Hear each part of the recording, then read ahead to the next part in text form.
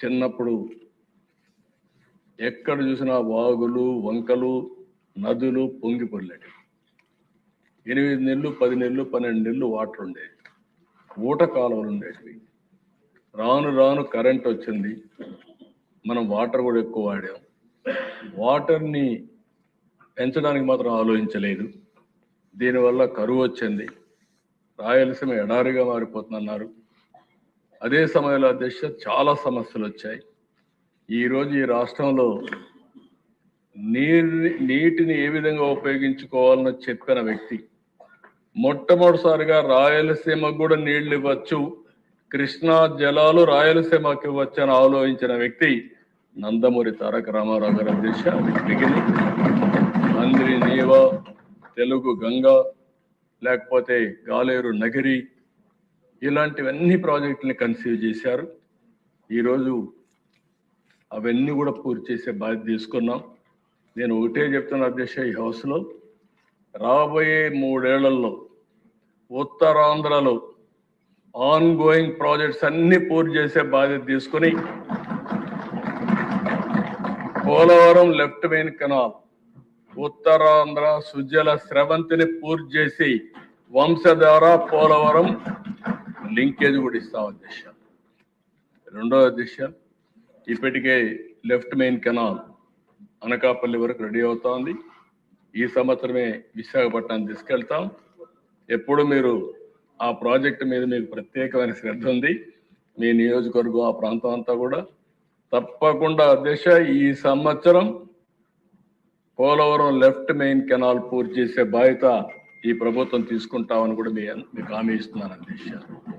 ఇది కాకుండా అధ్యక్ష ఈ సంవత్సరం మీరు చూస్తే హంద్రీ నీవా పూర్తి చేసి చివరి భూములకు నీళ్ళు ఇచ్చాం. అటు మడకశిర ఇటు కుప్పానికి ఇచ్చాం. కొన్ని వందల చెరువులు నింపగలిగాం. రాబోయే సంవత్సరం చిత్తూరుకి ఇస్తాం. అదే సమయం రాయచోటి ఆ ప్రాంతానికి అంతా కూడా నీళ్ళు ఇచ్చే బాధ్యత తీసుకుంటాం. దీనివల్ల అధ్యక్ష నాట్ ఓన్లీ హంద్రీ నీవా, ఇంకా మిగిలినటన్నీ కూడా గాలేరు నగిరి కూడా ఈ సంవత్సరం కడప వరకు తీసుకెళ్తాం. రాయలసీమలో ఉండే ప్రాజెక్ట్స్ అన్ని కూడా పూర్తి చేయడానికి ఈ ప్రభుత్వం పనిచేస్తున్నామని చెప్పి కూడా నేను మీకు తెలియజేస్తున్నా. పోలవరం అధ్యక్ష చాలా మందికి ఐడియా ఉంది. ఒకవేళ మీకు కూడా సమయం ఉంటే అధ్యక్ష అందరూ కలిసి ఒకరోజు పోలవరం పోయిరండి, మీకు ఒక ఐడియా ఉంటుంది. మళ్ళీ మీకు చూసే అవకాశం ఉండదు. దేశంలో అతి పెద్ద ప్రాజెక్టు, ఇంకా రాబోయే రోజులు ఇంత పెద్ద ప్రాజెక్టు వచ్చే అవకాశాలు కూడా లేవు. అలాంటి నేషనల్ ప్రాజెక్ట్ ఇది. దీన్ని ఏ విధంగా చేశారు మీరు చూశారు అధ్యక్ష. బైఫర్కేషన్లో హైదరాబాద్ అటు వెళ్తే ఈ ప్రాంతానికి అన్యాయం జరుగుతుందని వాళ్ళు ఇచ్చింది ఆ రోజు అమరావతి నేషనల్ ప్రాజెక్ట్ పెట్టారు అధ్యక్ష. కానీ ఆ చరిత్ర అంతా అని చెప్పాలంటే చాలా టైం అవుతుంది. ఆ రోజు నేను గట్టిగా కేంద్రాన్ని 2014 రిక్వెస్ట్ చేశా. 7 మండలాలు ఉన్నాయి, తెలంగాణలో ఉన్నాయి. అది లేకపోతే పోలవరం కట్టలేం. ఆ 7 మండలాలు మనకి ఇస్తే తప్ప నేను ప్రమాణ స్వీకారం చేయనంటే ఐఎమ్ సో హ్యాపీ. ఇప్పుడు కూడా జ్ఞాపకం ఉంటుంది నాకు. ఆనాటి ప్రభుత్వ అధ్యక్ష ప్రమాణ స్వీకారం చేసిన వెంటనే పార్లమెంట్ సమావేశాల కంటే ముందు ఆర్డినెన్స్ ఇష్యూ చేసి తర్వాత పార్లమెంట్లో మెంబర్స్ ప్రమాణ స్వీకారం చేశారు. దానివల్ల ఈరోజు మీకు సాధ్యమయ్యే పరిస్థితి వచ్చింది. అలాంటి పెద్ద ప్రాజెక్ట్ మీరు ఆలోచిస్తే అధ్యక్ష కాపాడలేకుండా రాజకీయ కక్షతో దాన్ని గోదావరి పాలు చేసే పరిస్థితికి వచ్చారు. డయాఫామ్ వాల్ పూర్తిగా కొలాప్స్ అయింది. డయాఫామ్ వాల్ అంటే ఏమి తెలియకుండా ఈ హౌస్లో మేము చూసాం. ఎన్ని మాట్లాడారంటే అధ్యక్ష నాకు ఇప్పుడు కూడా జ్ఞాపకం ఉంటుంది. నేను చాలా బాధపడ్డాను ఆ రోజుల్లో. అలాంటి ప్రాజెక్ట్ని మళ్ళీ కొత్త డయాఫామ్ వాల్ కట్టి 2027 గోదావరి పుష్కరాల కంటే ముందు జాతికి అంకితం చేసే బాధ్యత ఈ ప్రభుత్వం తీసుకుంటామని చెప్పి ఇది బిగ్ గేమ్ చేంజర్ అధ్యక్ష. ఇదైతే ఆంధ్రప్రదేశ్కు జీవనాడి, నీటి భద్రతకు భరోసా, ఇది జరుగుతుంది అధ్యక్ష. చేపిస్తాం. అదే మరిగా అధ్యక్ష ఈరోజు ఇక్కడ నీళ్లు సముద్రంలో పోయే నీళ్లు నల్లమల సాగర్ ద్వారా వెలుగొండకు తీసుకుపోవాలని ఆలోచిస్తున్నాం. అది కూడా మొన్న కూడా నేను కేంద్రాన్ని అడిగాను. తెలంగాణ ప్రభుత్వం కాళేశ్వరం కట్టారు, తప్పులేదు, నేను కూడా సపోర్ట్ చేశాను. సముద్రంలోకి ఎందుకంటే దిశ పోయిన సంవత్సరం కూడా ఈ సంవత్సరం దగ్గర దగ్గర 5,000 టీఎంసీ నీళ్లు సముద్రంలో పోయినాయి.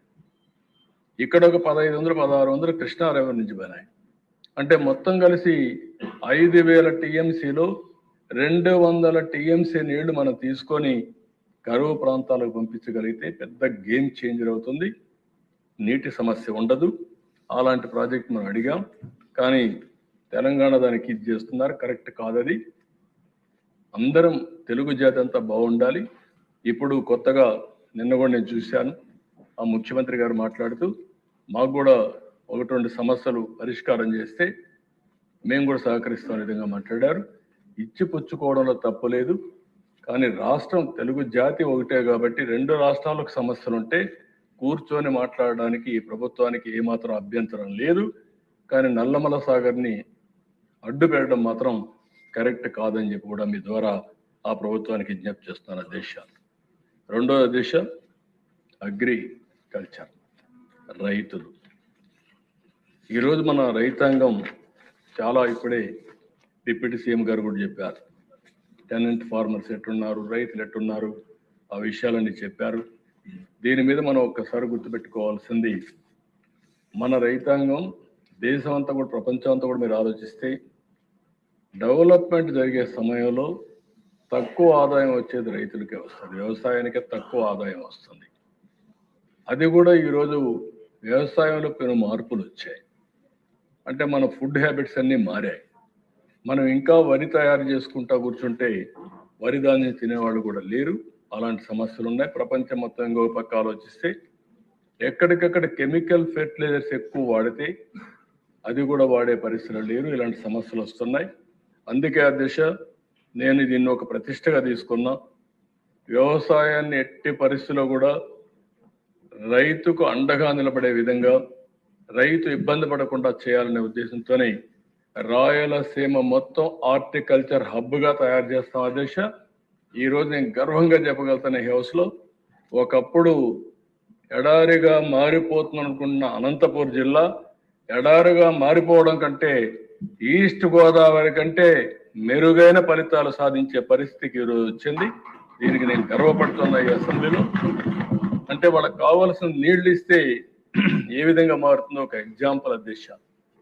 రెండో అధ్యక్ష, ఈరోజు దేశంలో నెంబర్ 1 హార్టికల్చర్లో మనం ఉన్నాం రాయలసీమ వల్ల.